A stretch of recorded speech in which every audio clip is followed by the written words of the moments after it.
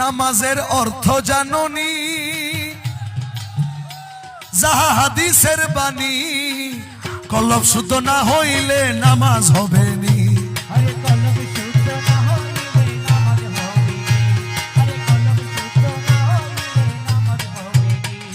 সেজদা দিলে অনুমানে, অনুমানে সেজদা কে দিছিল?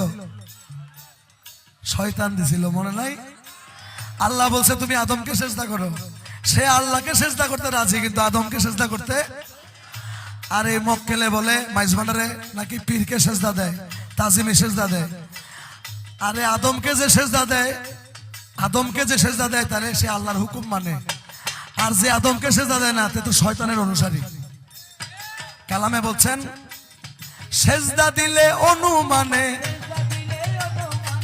সেজদা দিলে অনুমানে শয়তানি হয় বরাবর, মাইজভান্ডারি নুরি চরণ ধর।